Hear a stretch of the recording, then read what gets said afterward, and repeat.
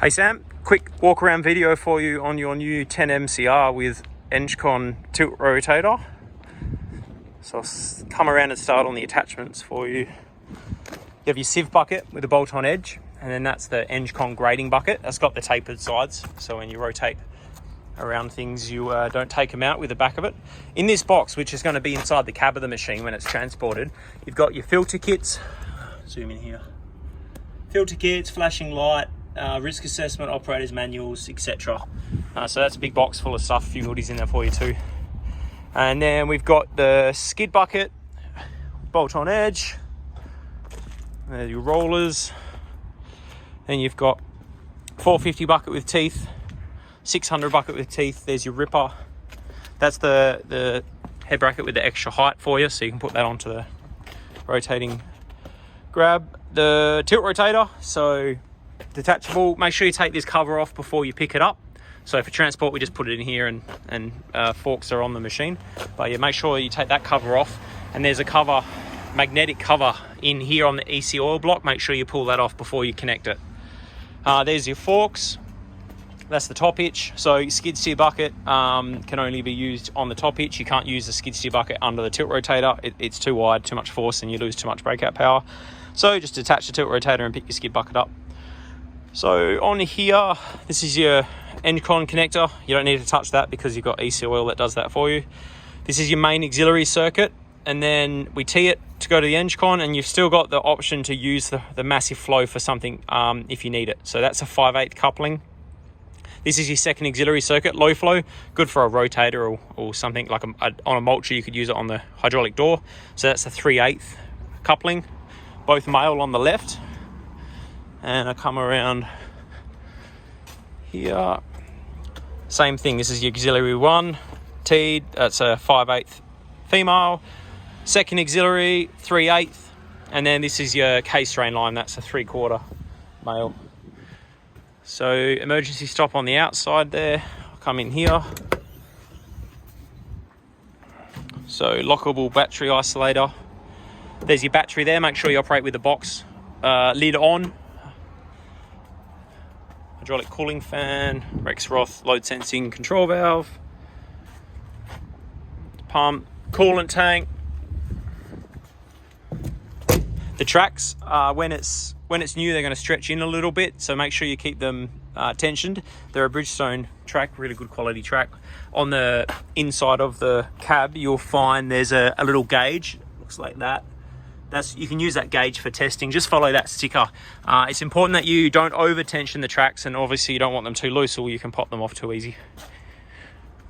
Additional rear counterweight. So in here you got diesel tank, it's your alternator, the fuel filters, so fuel water separator and then fuel filter. There's the muffler, there's no DPF or AdBlue. Tier 3. There's a fuse for the alternator. Engine oil filters down there. It's easy enough to get to when you take the belly plate off. Come around in here. So coolant bottle, and then this is your air filter.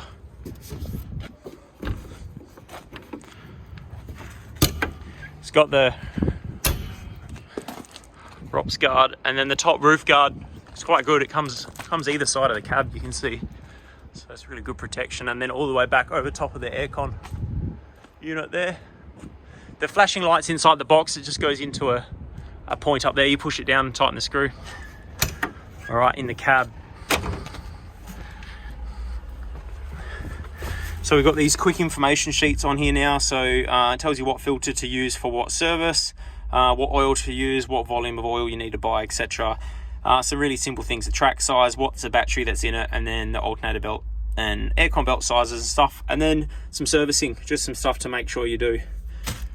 In the operator's manual, it's got a lot of good information. Make sure you read it, and then it'll tell you pretty much everything you need to know for maintenance and stuff.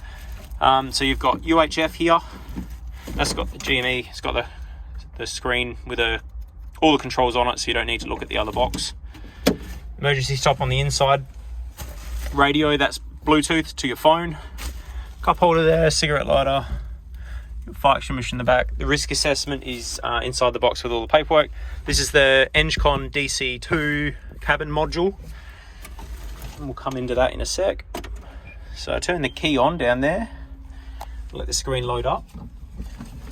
First thing we'll do is we'll have a look at the options in the screen for the machine.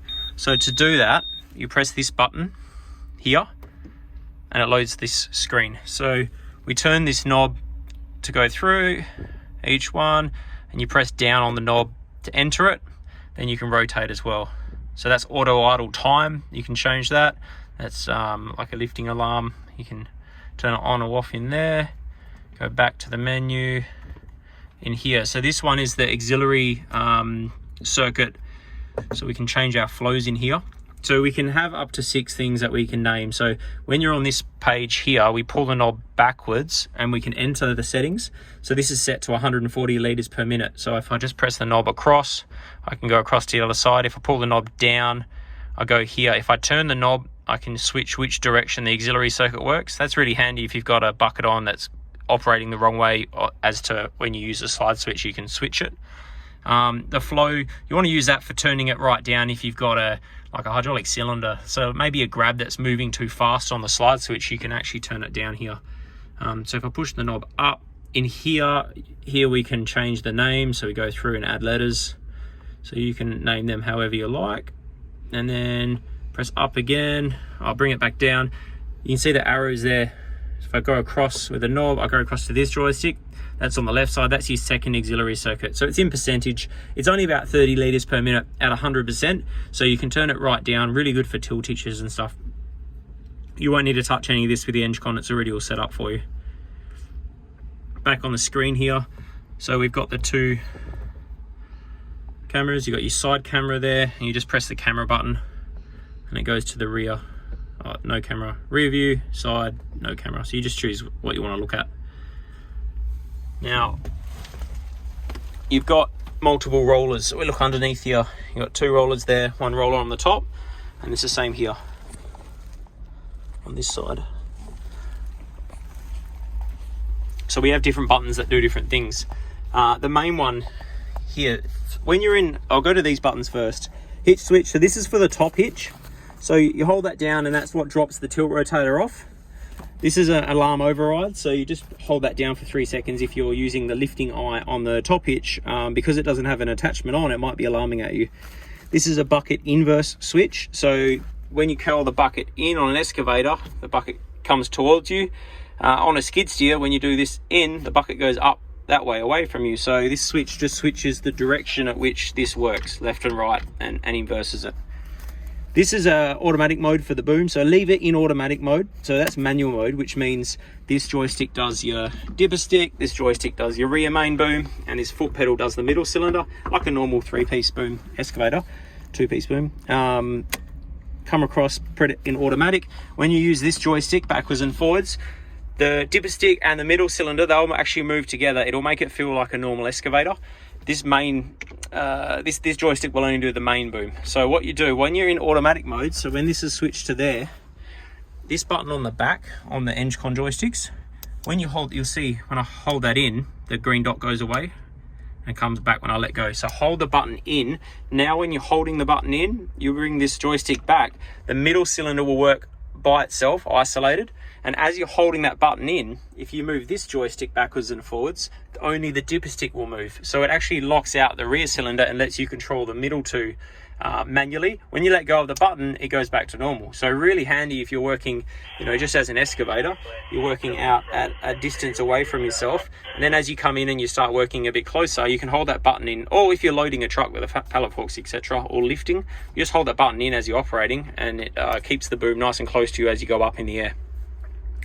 Then you've got your tilt and rotate, and then when you've got the tilt rotator on, underneath here, one of these does the offset boom. So that's when you're offsetting up there. You press this button on here once, and you can see that it switches here. See the little green dot up top? That switches between offset and the second auxiliary circuit. So yeah, if the offset's not working, you probably hit that. So just press it once and then try using that slide switch again, and it should work. The other slide switch there is for the auxiliary circuit on the bottom of the tilt rotator. So that's underneath the swivel joint of the engcon. And then same on this side. So one of these is for the other auxiliary circuit on the bottom of the tilt rotator. On this panel over here, auto idle, windscreen wipers, working lights, continuous flow switch. So if you've got a mulch on, you can press this button once and the flow will stay on. You've got a cruise control or maximum speed that you can set on the tracks. So if you're profiling or doing something really slow, you can actually set it down to maybe 10%. So when you're using the joystick, you're only traveling really slow. It's like a creep mode. It's quite handy if you're into profiling. That turns off the travel alarm, and this turns off the turns on and off the beacon. You can override these by just jumping if you need to. So if you have to have them on at all times, you can override it by just jumping the relay in the fuse box, which is located just there at the back. So that's about it, mate. You can see here that the bar work in these really nice grids are actually angled to suit your eyes. So it's kind of hard to show, but this bar's facing down, that's facing down, that's facing out, and these are progressively facing the right way so they don't block you too much. This window slides in and out all the way up, and you can actually take it up with this window as well. All right, mate, any questions, make sure you give us a call. Enjoy your new machine. Thank you.